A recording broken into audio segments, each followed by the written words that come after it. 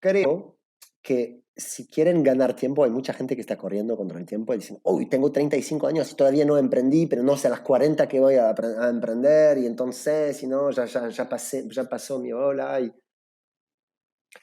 Si quieren ganar tiempo, yo creo, ahora estoy en esa al menos, pensando eso, que hay que correr hacia los potencial fracasos. Que en realidad esos fracasos tenían que pasar, tienen que pasar, para que ustedes pueden acceder hacia donde realmente tienen que ir.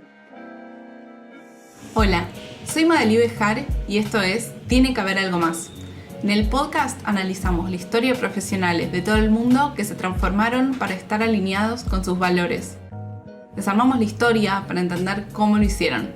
Nos ayudas un montón si te suscribís en la plataforma en la que estés escuchando este podcast. Estamos escuchando a Alex Bocara. Él es emprendedor francés viviendo en Argentina. Cofundó La Kitchenita, que es una startup de food tech que revoluciona la industria del delivery de comida a través de 3 pilares. Construyen y manejan dark kitchens, crean marcas nativas para delivery y usan tecnología. En esta conversación hablamos de sus aprendizajes de dirigir la compañía, errores que cometieron, crear marcas y estrategia de negocio. Todas las semanas comparto ideas en el correo que escribo sobre el detrás de escena, lo que voy aprendiendo y mis recomendaciones. Búscalo en tienequehaberalgomás.com/correo. Por si no sabías, lanzamos la comunidad Tiene que haber algo más. Después de recibir cientos de mensajes, esto existe porque ustedes lo pidieron.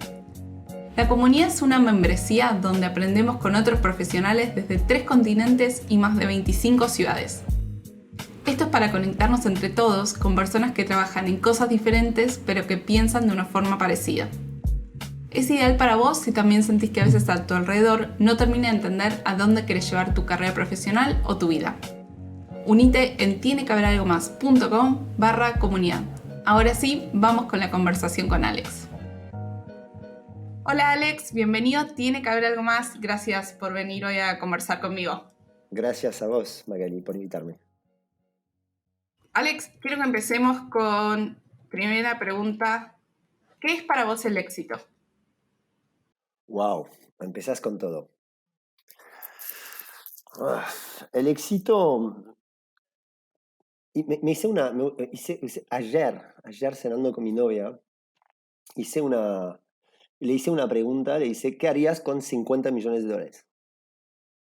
Y me tiraba opciones, haría eso, y yo descontaba la plata. Entonces me compró una super casa en París, ok, menos 5 millones, etcétera, etcétera, hacíamos la cuenta.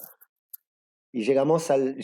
Ella habla bien de ella, pero obviamente no llegó solo pensando a gastar toda esa plata. Entonces le dijimos, hacemos el mismo ejercicio con 10 millones de dólares. ¿Ok? Y entonces hicimos el ejercicio obviamente con muchas cosas materiales. Entonces le digo, ok, ahora no tenés esas 10 millones de dólares. No los tenés, ¿no? Hoy en día no los tenemos. Entonces, ¿cómo te acercás a todo ese plan maestro que hiciste con tanta plata que te va a acercar a tu felicidad? Porque con toda esa plata haces lo que querés.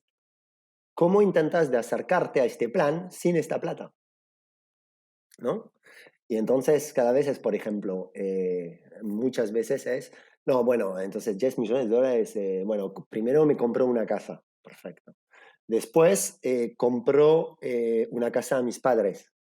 Ah, ok, hagamos el doble clic acá. ¿Por qué querés comprar una casa a tus padres? Y porque me parece que es un acto generoso y una manera de también devolver todo lo que ellos me dieron. Ok, entonces, ¿cómo puedes hacer eso sin los 10 millones de dólares? ¿Cómo puedes hacer eso sin comprar una casa? Por ahí de manera más, con cosas más del día a día, con un acompañamiento más emocional o con solo estar presentes, ¿no? En esas cosas. Y por ahí ellos, porque tampoco se habló, están esperando mucho más esa parte que una casa demasiado grande donde no saben qué hacer, ¿no?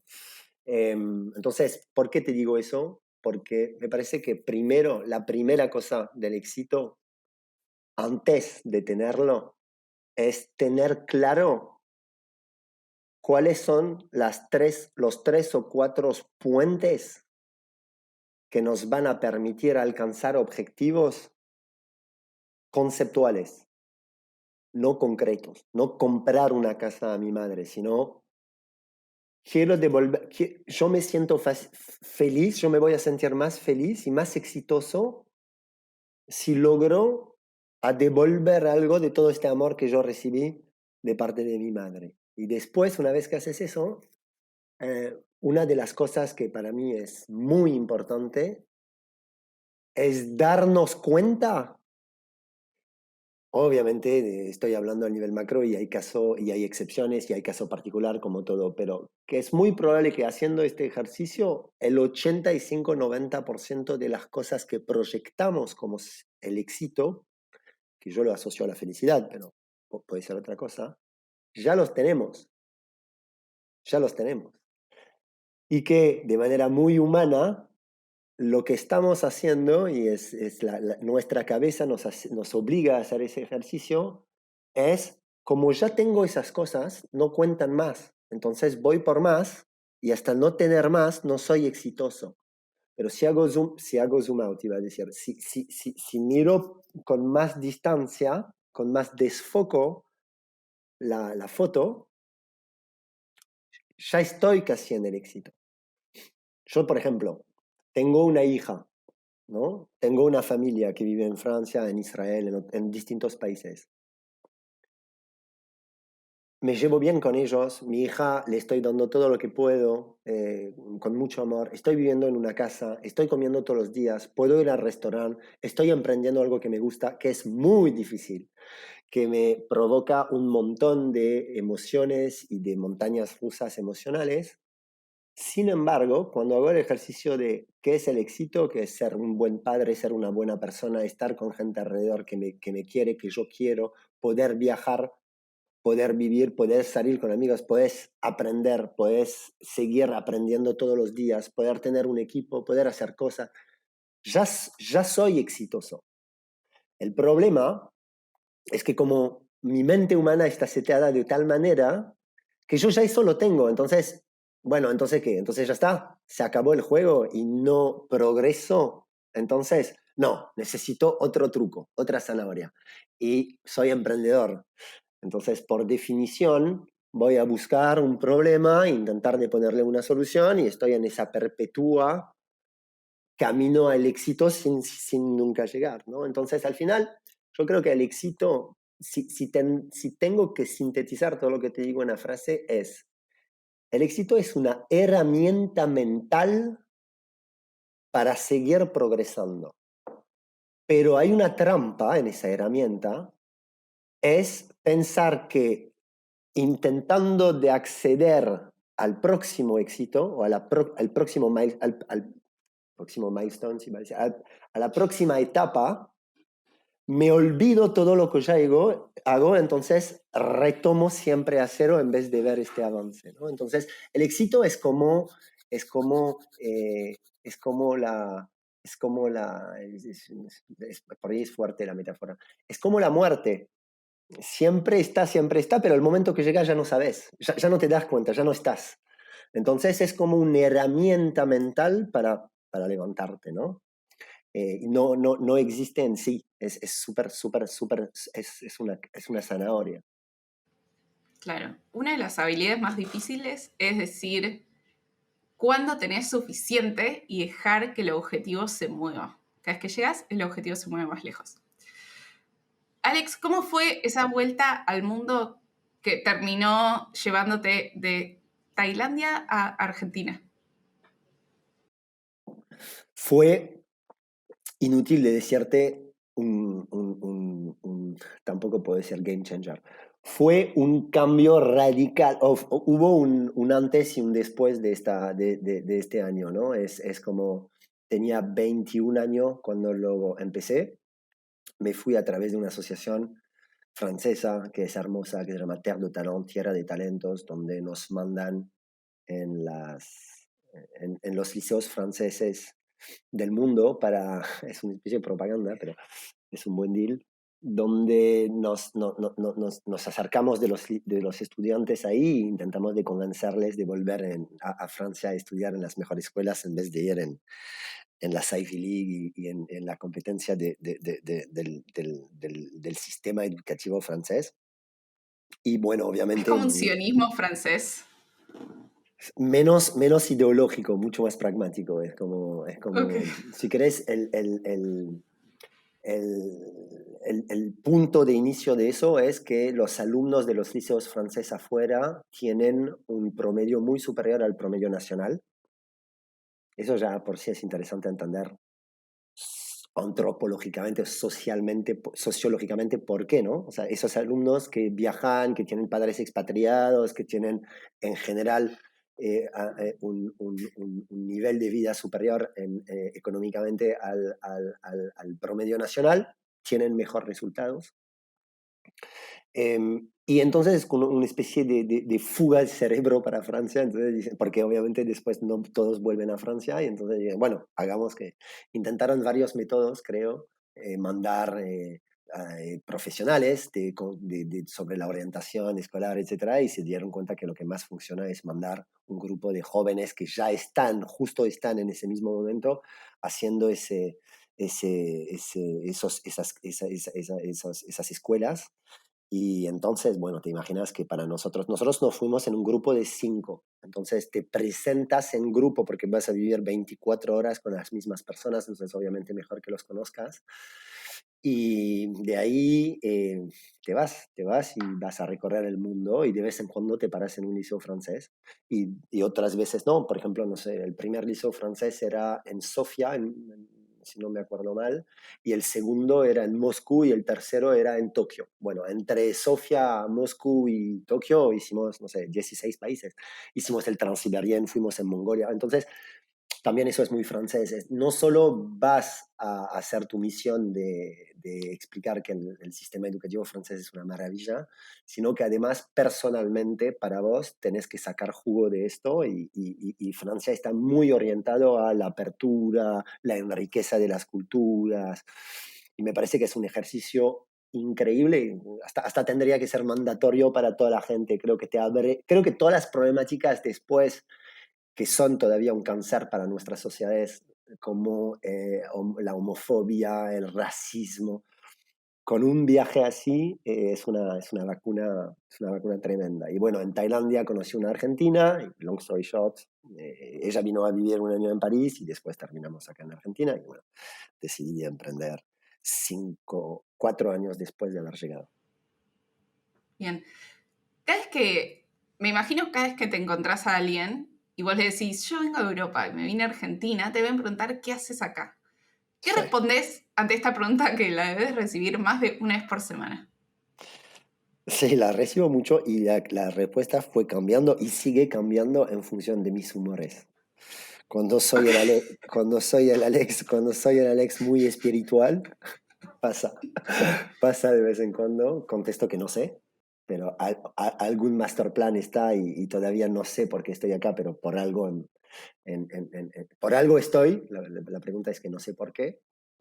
Más todavía cuando me di cuenta estaba viviendo hace 3 años en Argentina, que no sé cómo se dice eso en castellano, el padre de mi bisabuelo, Tatarabuelo. sí, nació en Argentina y que no tenía esta información antes de llegar.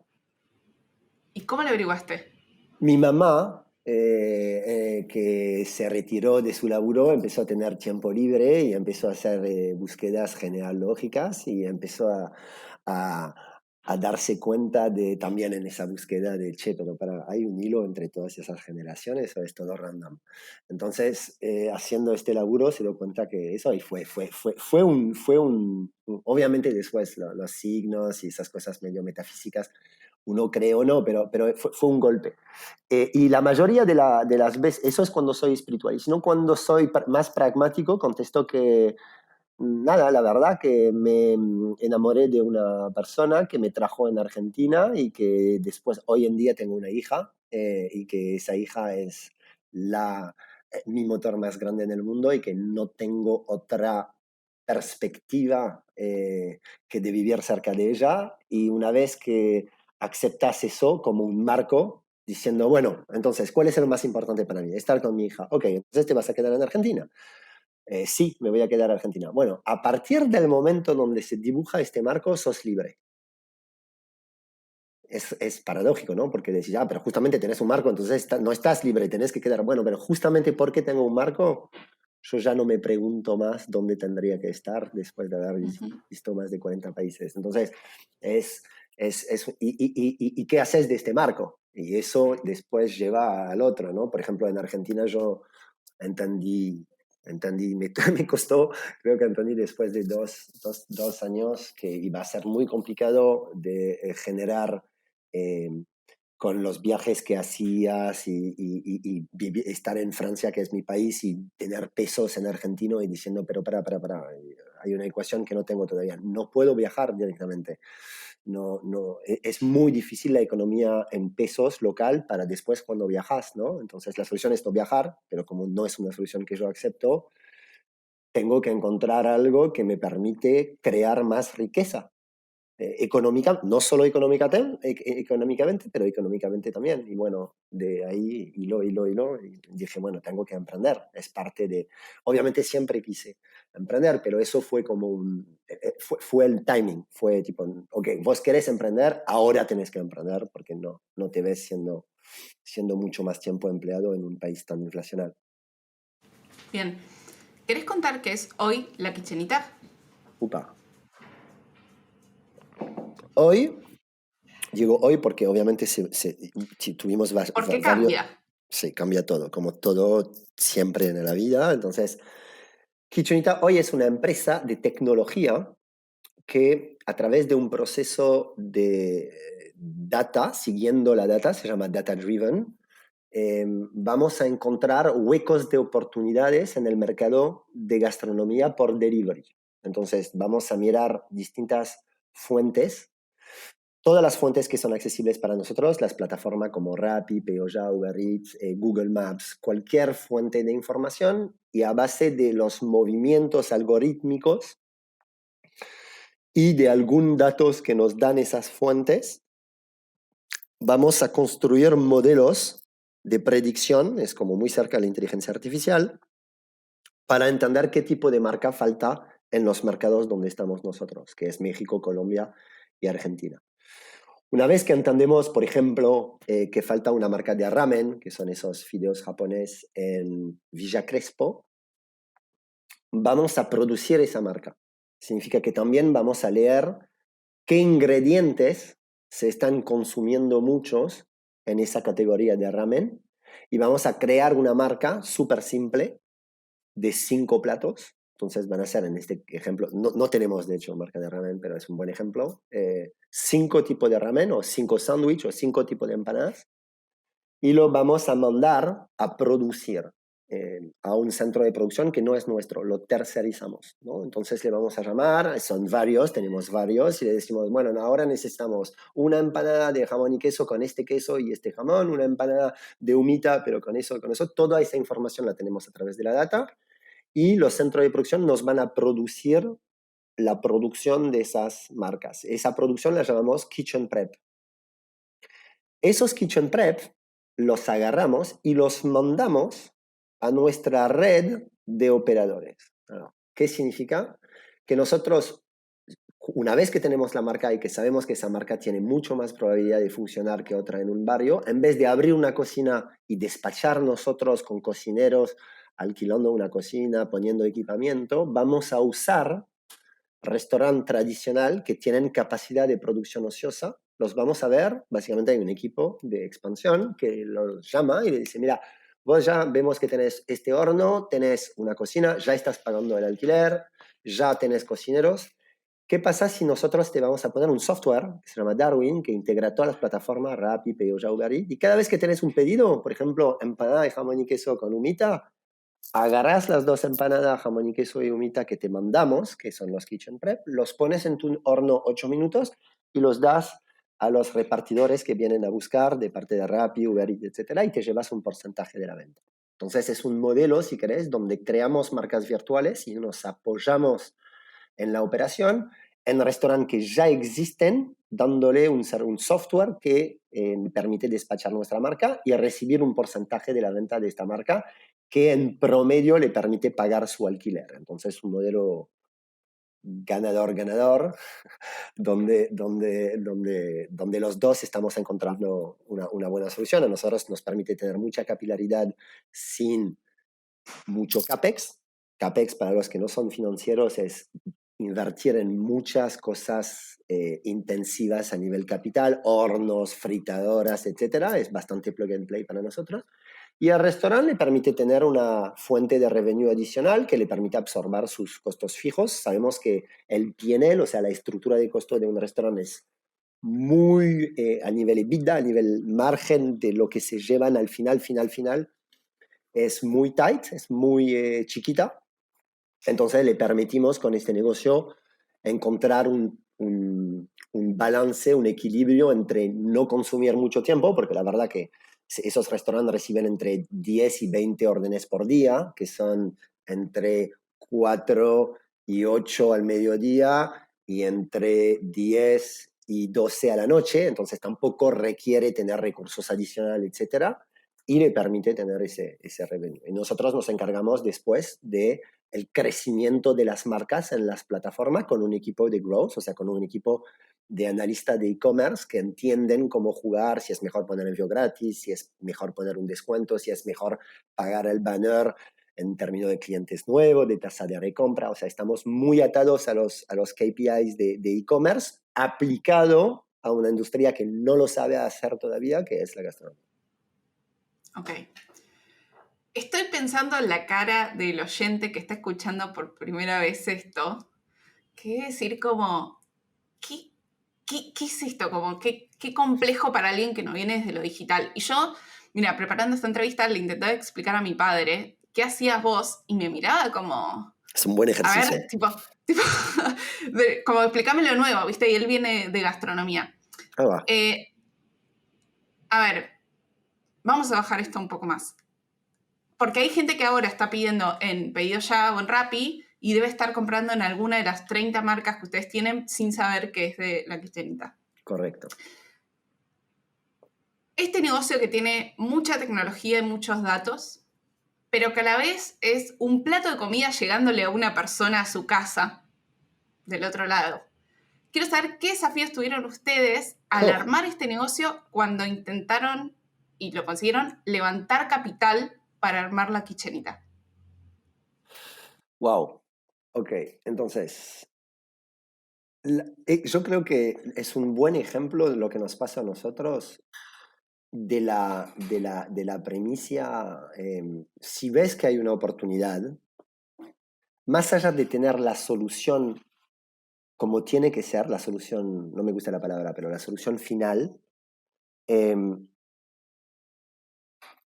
ponete a hacer. Porque en el mismo camino vas a orientarte solo hacia la solución que hoy no podés tener, porque te falta empíricamente vivir muchas cosas para poder verla, ni siquiera implementarla, para poder verla. Entonces, es siempre cuando yo tengo mucha, cuando hago esas charlas o cuando estoy con chicos que quieren emprender y me dicen, pero ¿qué es lo más importante cuando quieres emprender?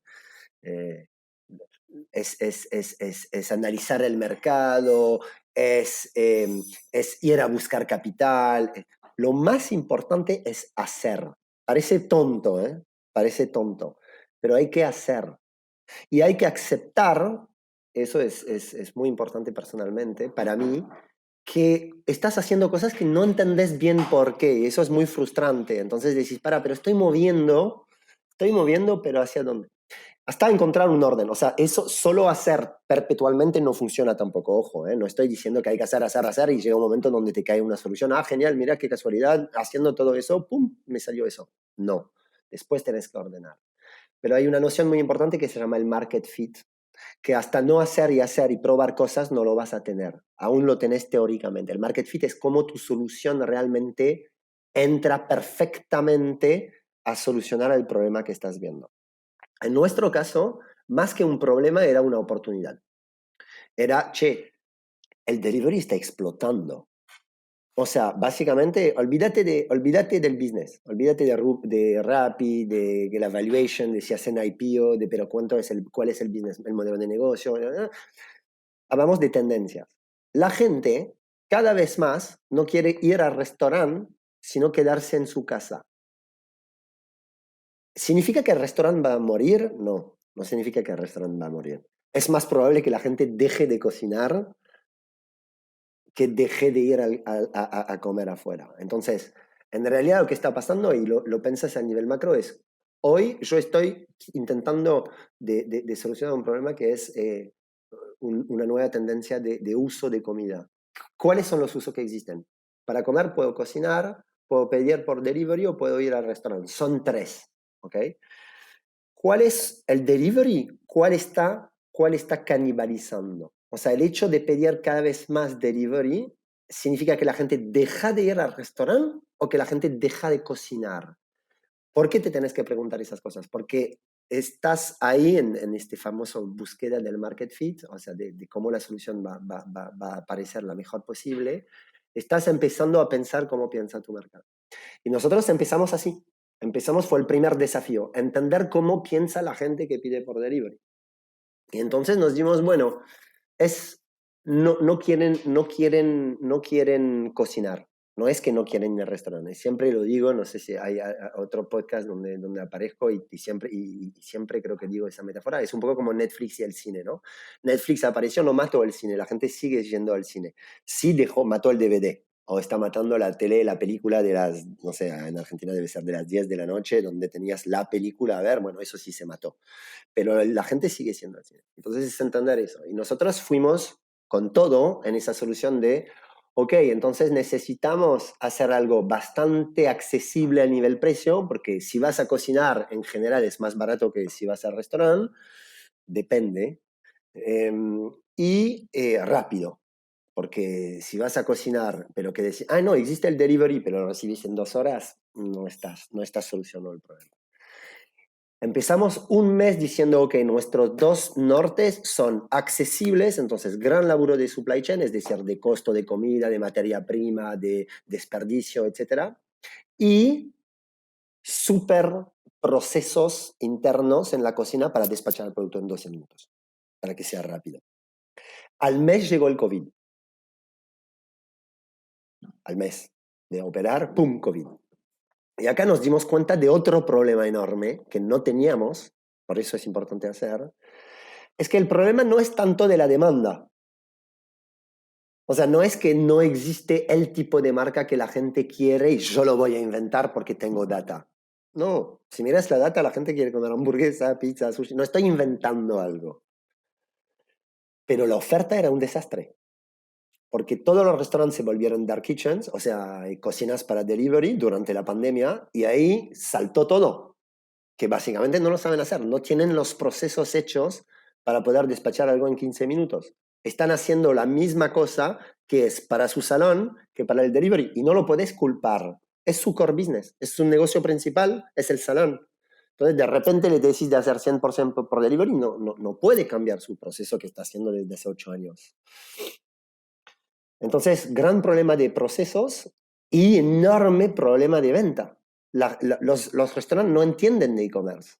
Algunos sí, cada vez más, pero no es el negocio principal de ellos. Entonces, ok, acá tuvimos una oportunidad de decir, ok, pero si yo manejo bien, si yo entiendo bien qué hacer al nivel de acciones marketing en Rappi, Peoja, Uber Eats, ¿en cuánto tiempo logró posicionar una marca que no existía hace un mes y empezó a ganarme mercado sobre eso? Solo por jugo de e-commerce.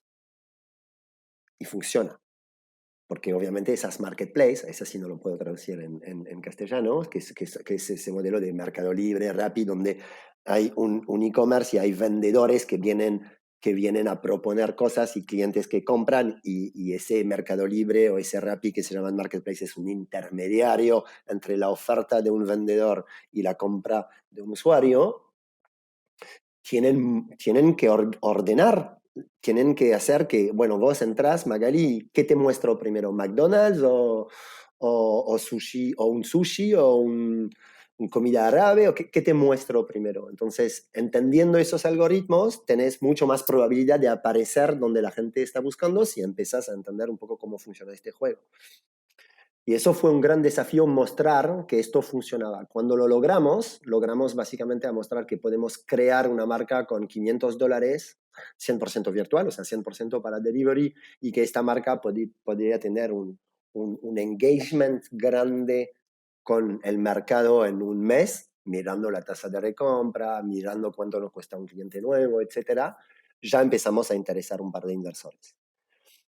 Y ahí es donde empezamos a decir, ok, pero nosotros tenemos que hacer que esta solución para nuestras marcas también la podemos empezar a monetizar para otras empresas. Y ahí es donde, hablando con los restaurantes para que operan nuestra marca, llamamos a un restaurante y decimos, che, ¿te interesa tener una franquicia virtual nuestra? ¿Qué significa eso? Significa que vas a recibir empanadas totalmente gratis, los vas a abastecer, te vamos a poner un software y cada vez que hay un pedido de una empanada de jamón, la despachás y te llevas un porcentaje de la venta. Y nosotros nos encargamos de todo, la supply chain, la logística, las plataformas. Vos sos un brazo operativo que despacha. Al principio te dice sí, porque el modelo es bastante fácil de entrar, no hay inversión, no hay riesgo.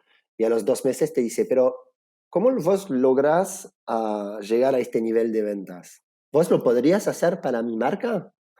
Y ahí te das cuenta que estás en otro océano azul, que es, ok, entonces si yo me pongo como intermedio entre la plataforma y la marca, y hablo con la plataforma yo, y le digo al restaurante, olvídate, no hables más con Rappi, Uber Eats, Pedido Ya, eso no es tu negocio, eso es el mío. Vos lo único que haces es me decís cuánto marketing querés gastar, si es un 5 o 6% de la venta, y yo hago todo. Te integro, te hago las acciones marketing en función de qué funciona en tu zona, de tus competidores, porque tengo toda la data para hacerlo. Y vos lo único que me decís es no quiero gastar más de 6% de marketing en eso, y con eso yo te manejo. Y ahí otra oportunidad. Entonces empezamos a tener un modelo híbrido donde nosotros tenemos marcas y las empujamos y son nuestro asset, son nuestras marcas, y otro modelo donde vendemos un servicio de inteligencia a algunos restaurantes. Y ahí empezás a tener tus inversores que te invirtieron, que te dicen, yo invertí en algo y ahora vos estás haciendo otra cosa rara que no entendemos bien tu ADN, porque por un lado sos unas marcas, por otro lado, ¿qué sos? ¿Una consultora? Cuando dijiste consultora en el mundo de venture capital, que son los fondos que te invierten, es una palabra mala. ¿Por qué es ¿Por una qué? palabra, por qué es una palabra mala? Porque Porque no te va a traer retorno por 10. uno, puede ser que sí, ¿eh? Globant empezó como consultoría, pero más que eso, consultoría en la mente de la gente es hora hombre. Yo tengo una persona que me cuesta 100, me doy vuelta y te vendo su laburo para 120. Entonces, cada vez que tengo un cliente más, necesito una persona más. Entonces, no es escalable en el sentido venture capital, escalable en el sentido venture capital. Lo digo sonriendo porque puede parecer un poco utópico y lo estoy sintetizando, es con un grupo de 15 personas en un garage, tenés que hacer un producto que puede usar 100 millones de personas en todo el planeta. Eso es escalable, eso es muy escalable. Entonces, consultoría es, bueno, ok, te llama McDonald's, te llama Alsea, te llama AB InBev y le provees inteligencia porque tenés data scientists y comerciales que pueden vender esa data un poco más cara de lo que te cuesta a vos. Eso es tu business, eso es tu negocio, tu modelo de negocio. No es súper sexy para un venture capital. Entonces, el desafío es hacer que eso sea escalable, porque la necesidad existe. Entonces, la solución no es decir no lo hago. Si ves que la necesidad está, que hay un mercado para eso, la solución es cómo lo vuelvo escalable, cómo yo puedo tener un software donde la gente no me necesita. Solo paga un abono mensual y le doy toda la información que necesita para poder manejar su marca en las aplicaciones siendo integrados. Pero eso se llama desarrollo de productos. Entonces, por definición, vos lo sabes, por tu background, tenés un roadmap de 5 o 6 meses donde vas por ahí con mucha incertidumbre diciendo, che, by the way, a tus inversores, necesito un poco más de plata porque este producto me va a llevar un poquito más de tiempo.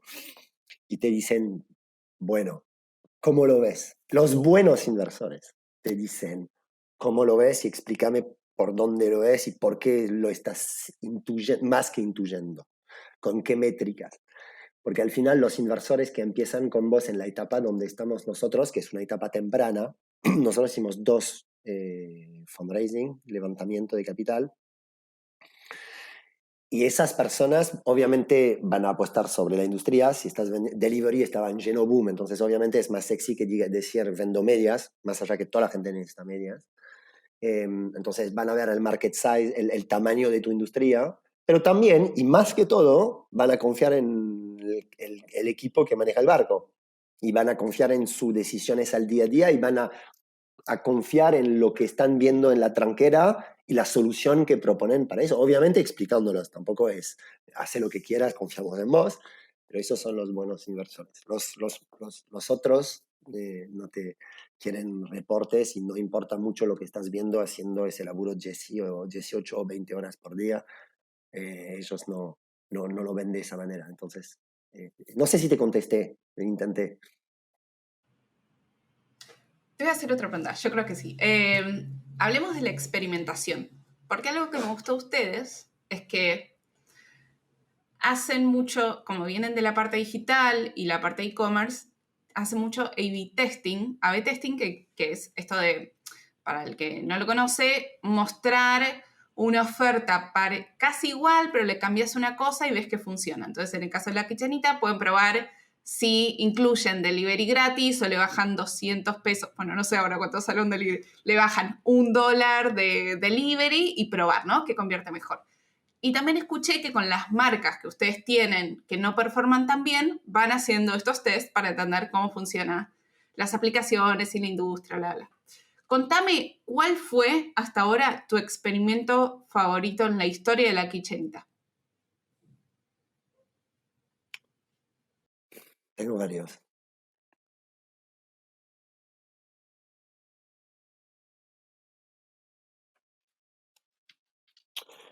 Lo más lindo que fue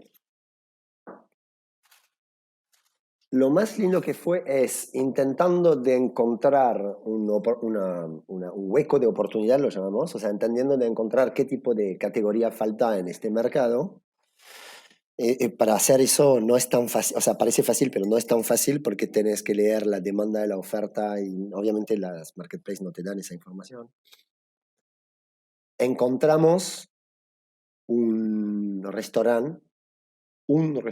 local que tenía un comportamiento totalmente atípico, que nadie estaba haciendo lo que él estaba haciendo y nadie estaba teniendo el retorno que él estaba teniendo, ni siquiera nosotros. Entonces, fuimos a ver ese restaurante, porque además era en una zona accesible para el equipo, y dijimos, yo le dije, ¿me das una hora y me explicas, por favor, tu secret sauce, tu salsa secreta? Porque chapeau, lo que estás haciendo, no sé si lo estás haciendo a propósito, pero no sabes el retorno que estás teniendo. Y me dice, ¿de qué hablas? Yo cocino, yo soy yo dueño del lugar, soy el cocinero. Mi sobrino quiso vender por las aplicaciones, nos puso, no hacemos nada. Le digo, ok, pero tenés la tasa de compra más alta del mercado, tenés un 4.8 de score review, o sea, toda la gente que te pide está contento con lo que haces, tenés un cooking time súper interesante. No lo sé, me dice, no lo sé. Pero, para, súper interesante. ¿Qué pasa? Esas son las joyitas de la data, que de repente encontrás algo que está out of focus. Es muy probable, de hecho. Yo le dije, pero las plataformas te llaman todas las semanas, ¿no? No, me dice. Digo, ni siquiera la plataforma está viendo que eso es un caso de éxito. O sea, para decirte la virginidad de la industria. Ok, ¿y qué pasa si me quedo una semanita viendo lo que estás haciendo, si no te molesta? Obviamente había probado antes por delivery su comida, etcétera, pero ya quería ver más los procesos. Es una persona que va, cocina, tampoco es una persona muy buena en la proyección, en la mise en place, la producción, la mise en place, para lo que no entienden de gastronomía, es hoy voy a vender 37 sándwiches de milanesa, entonces tengo que prehacer, que organizarme a la mañana para que a hacer 37 milanesas prehechas, así cuando me cae la orden, solo tengo que calentar un poquito y me hace ganar un montón de eficiencia en el tiempo, en el cooking time. Tampoco tenía inteligencia de forecast. Tampoco sabía cuánta milanesa iba a vender. Lo sabía de ojo, ¿no? Como nuestros abuelos, pero no tenía ninguna herramienta. Y esta persona logramos a convencerlo de que esto sin él podría funcionar igual, porque él, cuando le decía, ¿cuál es tu salsa secreta?, te contestaba que yo esté todos los días en mi restaurante. Que es verdad igual, ¿eh? Ojo, hoy siendo súper transparente, hay muchas cosas que nosotros con la data decimos, eso es el ingrediente, y te das cuenta que en realidad el ingrediente más poderoso de todos es tener la persona que realmente le importa el negocio en el local, te puede competir contra cualquier tipo de data. Pero encontramos un plan para intentar mostrarle que con este sistema de Kitchen Prep, usando nuestra red de operador, podríamos tener su marca, en vez de tener una location, tener 8 locations, y que este negocio se iba a multiplicar por 10 y realmente tiene en las manos una marca que podría ser una marca increíble y a un nivel de escalabilidad muy alto en el mercado.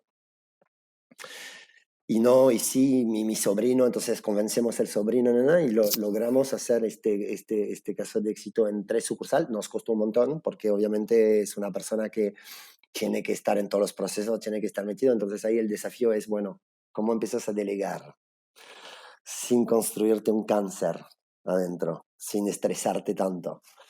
Y lo logramos y hoy es una marca que ahora sí las aplicaciones empiezan a llamar diciendo, che, y si me das la exclusividad, te pago y nosotros nos interesa llevarte en esa zona, te pagamos todo. Y eso fue muy, muy lindo porque me parece que ahí es donde estás haciendo algo para todos, tanto para nosotros, porque nos funcionó a nosotros, que para el emprendedor y el que tenía esa marca, que para el mercado que está súper feliz de tener esa marca por todo lado ahora. Alex, ¿cómo hiciste vos cuando estabas pensando en renunciar para minimizar los riesgos de empezar a emprender y solapar todo eso?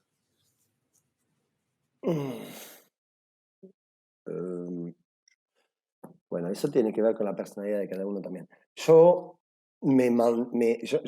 decidí de emprender cuando mi hija tenía 1 año y fue súper, o sea, fue con mucho apoyo, obviamente, de mi pareja, o sea, no era mi pareja en ese momento, pero de su mamá, mucho apoyo diciendo, bueno, prefiero ver, yo creo que eso es súper importante verlo de esta manera. Prefiero que das el ejemplo a nuestra hija de una persona que cumple y sigue sus sueños, en vez de darle un ejemplo de que te quedaste empleado toda tu vida, pero bueno, nunca dejaste de pagar el colegio.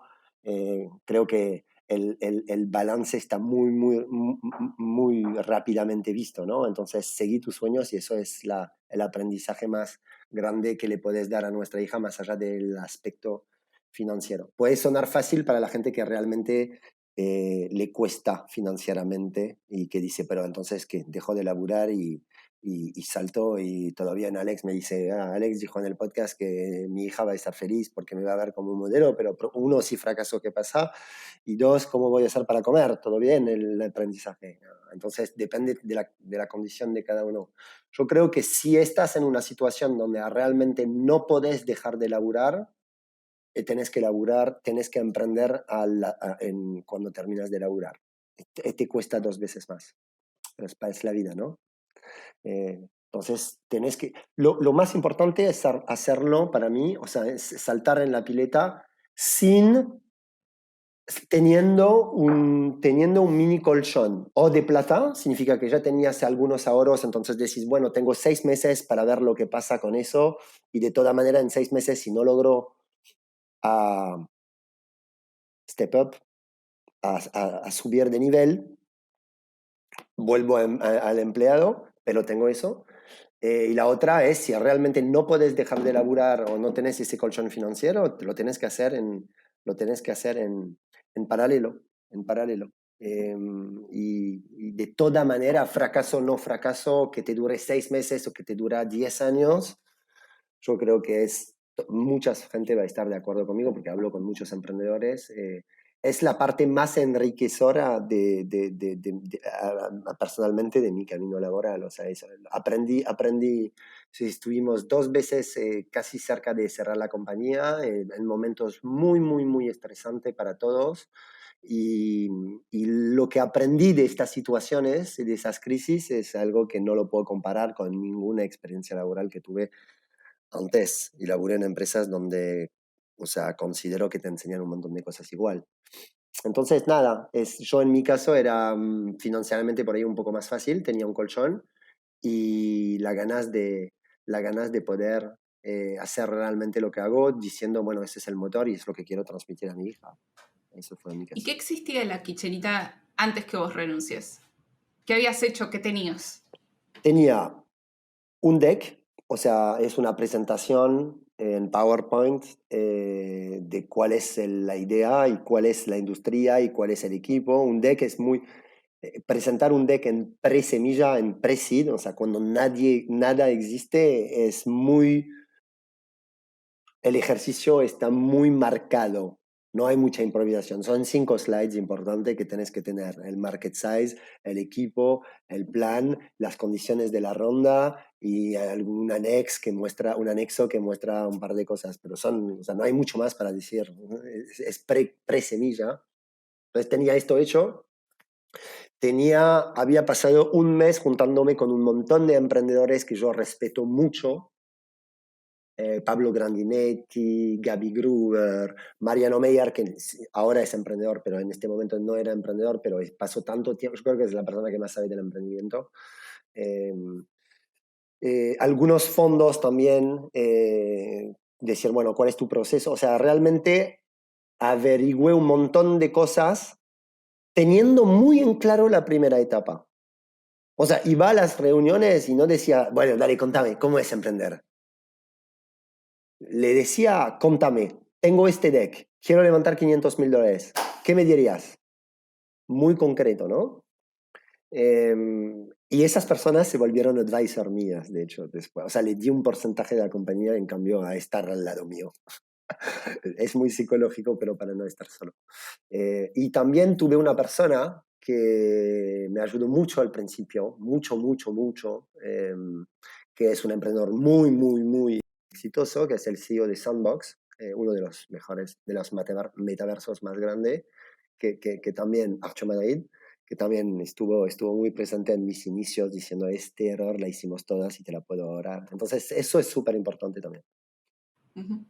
Contame estas 2 veces que casi cierran y funden la empresa. Uf. ¿Qué querés que te cuente en particular? ¿Por qué fue? ¿Cómo lo reaccionamos? ¿Qué sentimos en ese momento? ¿O cuál fue el error? ¿O cuál fue el error que hicimos para llegar tan cerca de la muerte? A Porque ver, puedo contame, hablar de eso para todo el podcast porque son las cosas más interesantes que viví, así que... contame primero los errores. Ok. Si me preguntas a posteriori, el error, que es un error conceptual, más grande que hicimos es que nos autoconvencimos de que eso iba a funcionar. Y tenemos data. Eso es lo más lindo. O sea, es que te dice, pero la data te dice otra cosa. Sí, sí, pero mira que la data que, o sea, tu modelo de negocio está centrado en la data y te está mostrando que vas contra la pared.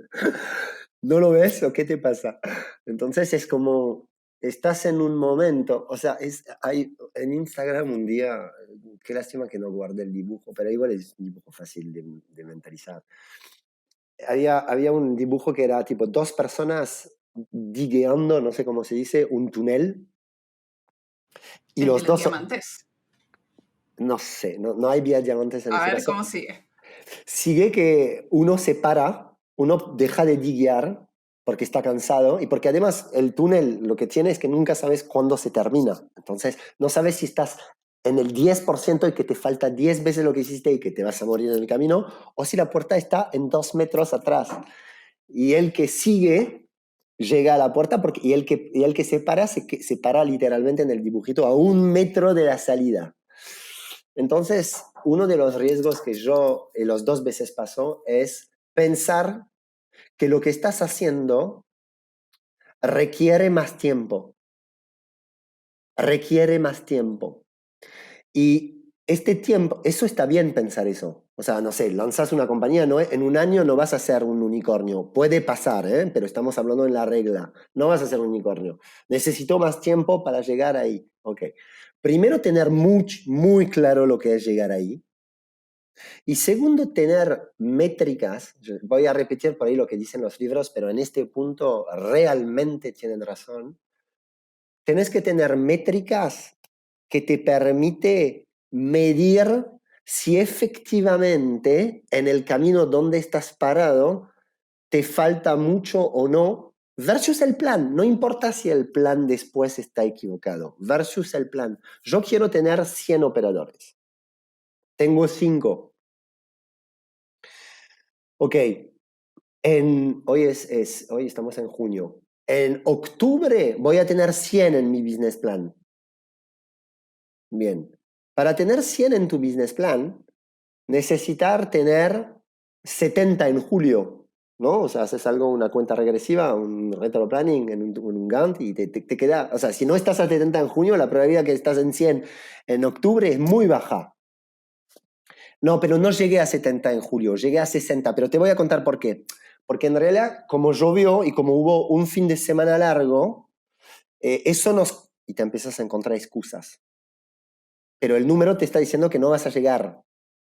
Pero sí, pero este mes, ¿te acordás que hubo 3 feriados? Y eso nos mató. Y te acordás que después la persona se enfermó. Y entonces entras en el bullshit que vos odias cuando la gente del equipo lo hace, lo odias absolutamente este bullshit, y empezás a hacértelo a vos mismo. Eso es un gran error en común, tenés que saber. Y también el segundo, que es una problemática más que un error, es el famoso poker dilemma, el dilema del póker. O sea, ya puse todas mis fichas. Sigo. ¿Que voy a parar ahora? Ah, el costo hundido. ¿Entendés? O sea, vos estás ahí en una mesa. Hay una primera vuelta, no tenés, en la mano tenés una combinación mediana, ¿ok? Porque te estás ocultando que no va. Entonces decís, es mediana, pero en realidad es muy potente. Si en el flop agarro, si cae 2 kings y si 2 reyes y una reina, eso es lo que tengo en la mano, vale mucho. Bueno, pero por ahora no vale mucho. Ok, pero vos actúas con mucha confianza y pones all in, pones todas tus fichas. Y el de al lado, no, perdón, no pones all in, pones la mitad de tu pot. Pones la mitad de lo que tenés de ficha, la pones en la mesa. El de al lado te sigue, el otro te sigue, el otro te sigue, el otro te sigue. Entonces decís, bueno, voy a poner más todavía, así realmente van a empezar a tener miedo y pones la otra mitad, o sea, un 25% más. Boom, en la mesa. Te queda solo el 25%. Él decide no seguir, ganaste el juego psicológico, el otro decide no seguir y uno enfrente decide seguir. Ya tenés el 75% menos de tus fichas, te queda el 25%. ¿Qué haces? Decís, ay, bueno, no juego. Ya estás demasiado adelantado para dormirte. Entonces la jugada. Y eso es entrar en un círculo vicioso que es muy peligroso. Entonces hay que saber cortar. Hay que saber decir, no me doy una chance más con este modelo si no está funcionando, o si no está funcionando en los números que tendría que funcionar, más allá que llovió, más allá que hubo 2 personas enfermas, necesito cortar. Y cortar, ¿por qué da tanto miedo cortar? Primero porque muestra que el modelo que tan seguro estabas y que vendiste a muchas personas, operadores, empleados, inversores, no está funcionando, pero son cosas que pasan. Entonces, primero es reconocerlo. Y segundo, es mover el barco hacia el otro lado. Y cuando mueves el barco en una startup, y perdés gente, porque esos movimientos no son para todos. Entonces es organigrama, es táctica, es estrategia, es inversores, es pivot, es extensión de ronda, porque para hacer ese pivot necesitas plata. Entonces muchas veces es como, eso es mi última opción, please, por favor, seguimos en el camino. Y ahí está el error. es mejor agarrar los esfuerzos desde el inicio y hacer tu pivot cuando lo necesitas. ¿2 veces se equivocaron con lo mismo? Más de 2 veces. De hecho, es nuestra frase. Nuestra frase en Kitchenita es aceptamos el error, no, valorizamos el error, pero no la falta. La falta es un error 2 veces. Entonces, nosotros hacemos faltas y seguimos haciendo faltas. Errores, hacer errores es parte del camino, tenés que identificar rápidamente por qué hiciste el error y obviamente un proceso de solución y a partir de ahora ese error se transforma en aprendizaje, genial, perfecto, así es el camino. Pero faltas es cuando hay 2 errores que se hacen a la misma vez. ¿Y por qué pasan esas faltas? Gente no 100% engaged, entonces por ahí la curva de aprendizaje es más lenta porque son muy pasivos, entonces súper importante el recruiting. Falta de comunicación, ahora eso es la master one, es la más importante de todas. No, bueno, pero esta persona hizo ese error 2 semanas después, la misma persona en el mismo equipo hace el error, no hablan de bad practices, de prácticas malas entre ustedes. No. ¿Y de quién es la culpa? Es la culpa del manager. Porque ellos iban a hablar de malas prácticas en el almuerzo. Si están mirando la misma serie en Netflix. ¿Por qué van a hablar de, ojo, te aviso, no hagas eso que yo lo hice y me funcionó mal? Si no le pedís de hacerlo. La comunicación es lo que te salva para mí es lo que más te salva de hacer faltas. Uh-huh. Ante estas 2 casi oportunidades de fundirse, ¿qué hicieron bien que destacás de esta experiencia ante cómo reaccionaron?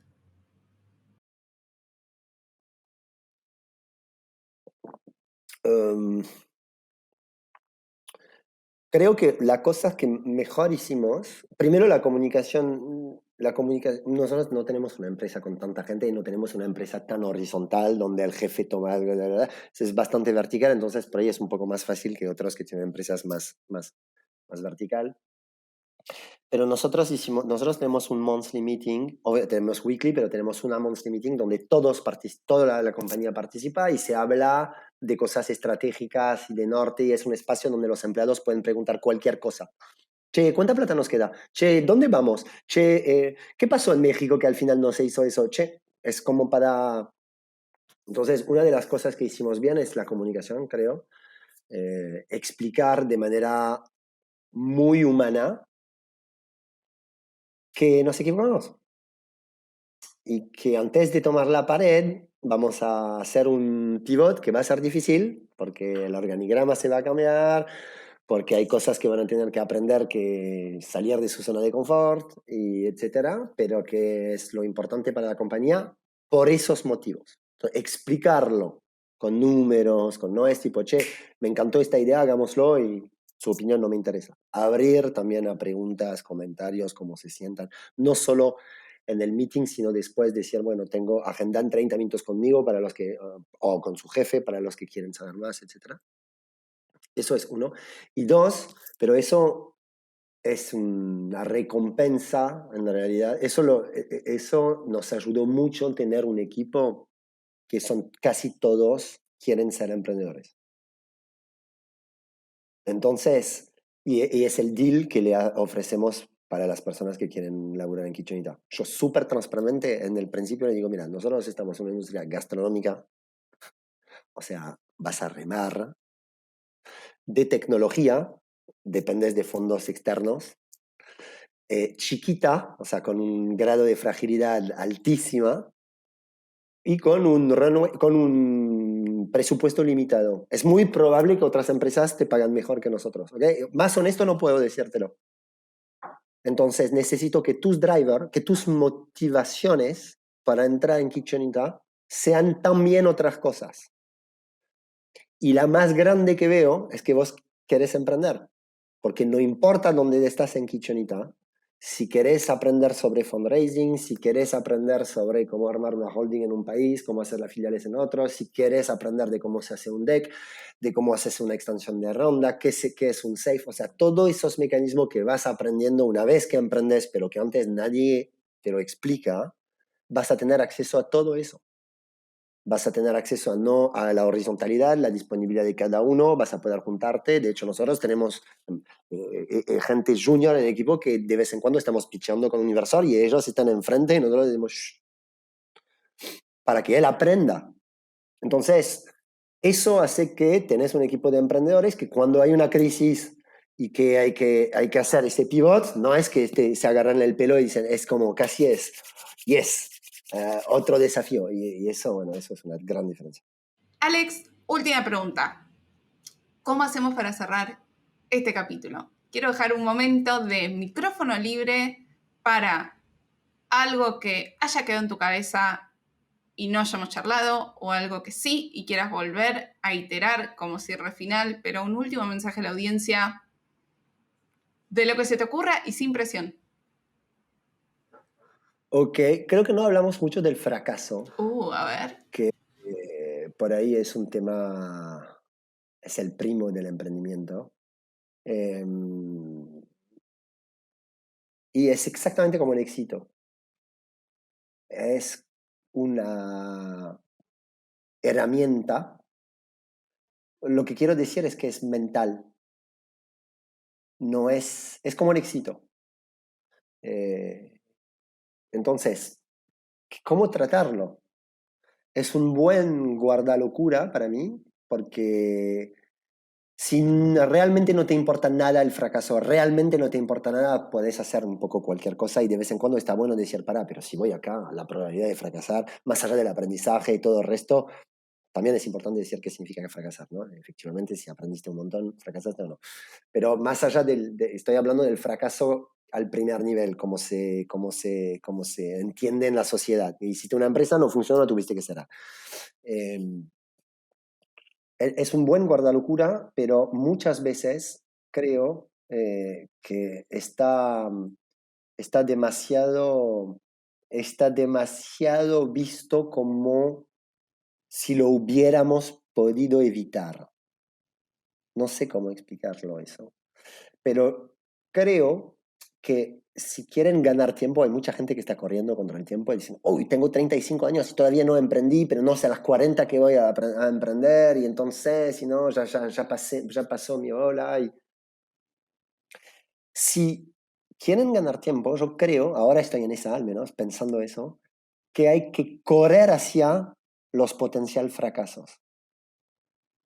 Que en realidad esos fracasos tenían que pasar, tienen que pasar, para que ustedes pueden acceder hacia donde realmente tienen que ir. Es muy loco eso, ¿no? Porque van a pensar que soy un determinista espiritual, para nada.